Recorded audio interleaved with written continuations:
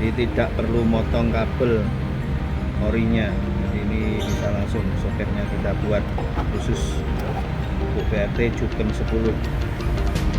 Oke. Juken 10 T3S Pro siap pasang gaspol,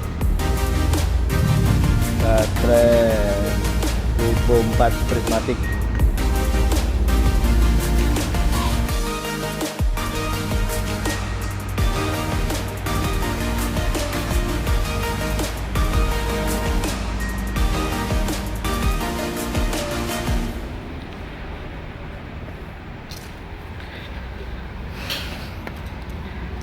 Nah, kita akan memulai mapping Juken 10 di motor listrik Winfly T3S Pro. Ini T3S Pro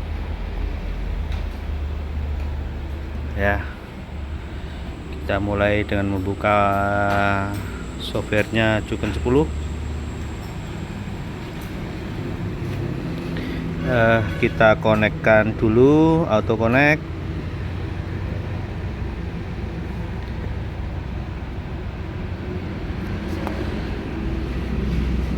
Oke, tunggu bentar.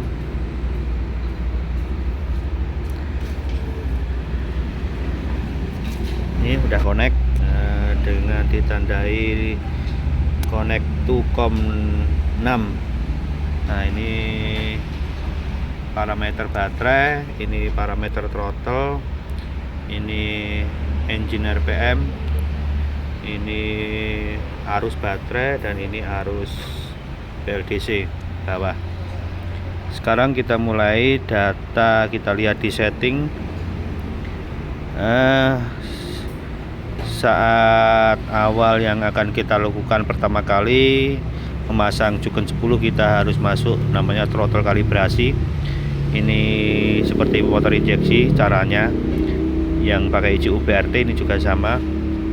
Jadi ketika throttle tertutup gasnya, nah ini kita tekan save. Terus kalau mau TPS 100%, gas harus kita buka penuh, ditahan, terus kita tekan save ini. Jadi nanti hasilnya seperti ini. Nah, ini sini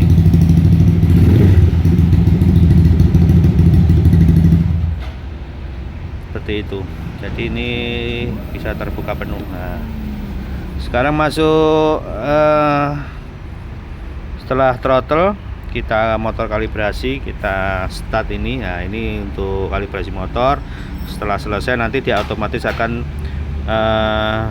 memunculkan tulisan sukses. Nah, jadi otomatis sukses.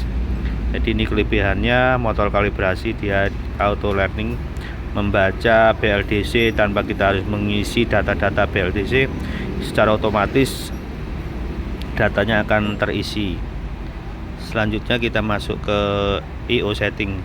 Nah, di sini IO setting ada pilihan starter, terus low brake, high brake. Nah, ini kalau high brake saat kita tekan seperti ini, nah, ini akan turn on, jadi mengaktifkan. Oke. Nah, di sini kalau kita sudah aktifkan seperti e-brake, ini seperti pada standarnya waktu kita rem, dia akan muncul ini. Nah, jadi kita gas, kita rem, dia akan berhenti sendiri. Nah, kita gas, kita rem, dia akan berhenti. Nah, itu. Jadi nggak perlu yang namanya kita mengakal-akal kabelnya, cut off gasnya, seperti yang umum dilakukan kontrol standarnya atau kontrol lain, melepas kabel. Nah, ini nggak perlu. Jadi kita cukup merubah settingan high brake ini. Kalau pengen di nonaktifkan, ya tinggal di centangnya dihilangkan, off. Nah, setelah itu send config. Oke, selesai. Selanjutnya masuk ke throttle kurva. Nah, di sini ada pilihan mode 1, mode 2, mode 3 dan mode 4. Tapi cukup 1, 2 dan 3 sesuai dengan standarnya. Nah, ini speed limit, power limit, akselerasi kita bisa rubah-rubah sesuai keinginan. Jadi karakter apa yang kita inginkan bisa kita sesuaikan. Nah, ini speed 1 ya. Nah, misalnya speed 1, akselerasinya 0, power limitnya 80, speed limit 50. Waktu kita pindah ke mode 1, nah ini kecepatannya cuman sekitar 60. Nah, ini. Jadi untuk karakter jalan santai 60. Kalau yang speed 2 dia lebih kenceng, bisa sampai 80-an, 87 ini ya. Nah, ini. Terus speed 3 dia paling mentok gaspol. Nah, langsung kenceng, tenaganya keluar semua, outputnya. Jadi ini mode sport yang 3 ini. Nah, jadi putarannya sangat kenceng ini, seperti itu. Jadi mode 3 seperti itu. Akselerasi kita rubah, misalnya kita buat 50% lah, katakanlah dibuat 50% aja. Kalau terlalu tinggi kita terlalu nyentak, nanti kaget nanti, seperti itu. Mode 2 juga gitu, speed limit kita batasi, power limit kita batasi. Terus mode 1, speed limit kita coba tingkatkan lagi jadi 75% ya. Coba lihat hasilnya, itu sign config. Nah, speed 1 tadi kan sekitar 60. Sekarang kita coba speed 1, kecepatannya berapa? Oh, 90 lebih ya, langsung. Jadi terlalu tinggi. Nah, kita turunkan aja speed limitnya, kita turunkan jadi 60% misalkan. Nah, sign config lagi. Oke, kita lihat kecepatannya berapa ini. Nah, sekitar 70. Jadi cukup ini ya. Jadi mode 1 kecepatan 70-an, mode 2 kecepatan 80-an, yang mode 3 ini kecepatan 90, mentok. Jadi udah mentok. Selanjutnya setelah mapping ini kita selesaikan, kita lihat dari live setting. Live setting ini kita lihat osiloskopnya, gerakan grafik dari dinamo, grafik dari motor, arus, temperatur dan lain-lain. Nah, ini kita bisa pantau dari sini. Nah, ini misalkan ya, ini grafiknya ada keritingnya dikit tadi lah, ini ada keritingnya. Kita ingin merapikan. Merapikan cukup ini, cukup kita rubah flux linkage. Jadi ini flux linkage ya. Nah, ini flux linkage. Nah, ini flux linkage yang angka 12.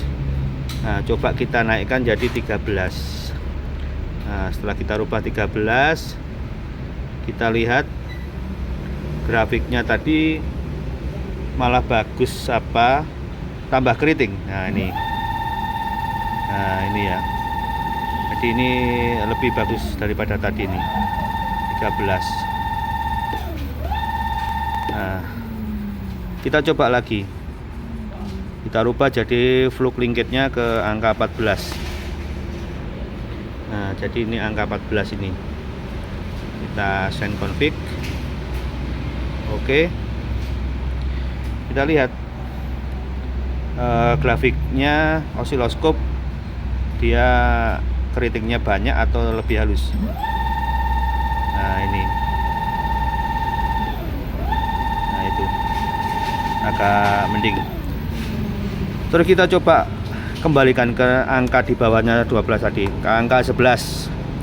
Jadi 11.823. Kita send config komplit. Kita lihat grafiknya seperti apa. Dia makin keriting. Jadi kalau angkanya ini makin keriting berarti perputaran BLDC-nya itu agak kasar. Jadi ini yang mempengaruhi power. Nah, disinilah kelebihannya Jukun 10. Kita bisa benar-benar memaksimalkan gerakan BLDC-nya secara halus dan tenaganya bisa lebih maksimal. Kalau di controller yang saya lihat, yang umum-umum banyak dipakai teman-teman itu, memang tidak ada oscilloscope seperti ini. Jadi mereka lebih mengira-ngira dari pendengaran, dari perputaran BLDC. Nah, tapi kalau yang di Jukun 10 ini bukan cuma pendengaran, tetapi secara data ini sudah terwakili data dari oscilloscope. Jadi oscilloscope ini berputar dengan bagus. Kalau grafiknya ini bisa lebih bagus, nggak keriting, dia putarannya BLDC lebih halus, otomatis tenaganya juga lebih meningkat lagi. Nah, seperti itu. Nah, ini lebih halus, jadi lebih mulus putarannya. Nah, ini fluke linkage mempengaruhi juga dari RPM. Misalnya kita lihat dari dashboard ya. Sebentar. Dari fluke linkage ini kan 15 kita lihat di dashboard. Putaran RPM-nya kita lihat berapa ini mentoknya. Nah, ini 5487 sekian. Jadi 5487.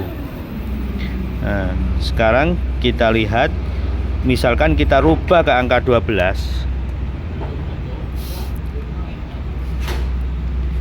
Nah, kita lihat lagi dari ini berapa ini. Nah, 5407. Jadi dia menurun, RPM-nya menurun. Kalau RPM-nya menurun berarti otomatis tenaganya juga lebih berkurang. Nah, kan ini 5470-an, 5470. Kita rubah ke 16 misalnya. Nah, lihat dari grafiknya. Lihat grafik sama dari dashboard. 5490, malah bagus lagi. Nah, itu ini ya. Nah, seperti itu. Jadi saya kira angka ini sudah cukup dulu, 16. Nah, untuk penyempurnaan berikutnya kita nggak hanya cukup sampai di sini saja. Jadi kalau kita benar-benar memahami mapping Jukun 10, apalagi untuk motor listrik, dan tenaga ini bisa benar-benar maksimal, nyamannya juga dapat, kita harus lakukan di atas mesin Dinotes. Nah, mesin Dinotes ini yang sangat membantu untuk finishing mapping. Jadi finishing mapping nanti hasilnya sebelum dan sesudah dirubah mappingnya seperti apa tenaganya, dia malah meningkat atau malah menurun. Nah, dari situlah nanti kita bisa menyimpulkan tenaganya seperti apa. Nah, seperti itu. Saya kira cukup ini dulu ya, pengertian dasar tentang mapping Jukun 10. Oke, sekali lagi terima kasih kalau sudah melihat, dan selalu berusaha memaksimalkan settingan yang ada. Nah, ini oke, sampai jumpa di lain waktu berikutnya untuk mapping berikutnya. Terima kasih. Sekarang kita test drive T3S Pro dengan Juken 10 ditambah dengan baterai LiPo 4. Nah, ini LiPo 4 prismatik 72 volt 22 Ah. Ini. Jadi bisa bergantian, ini off, ini on. Nah, gantian.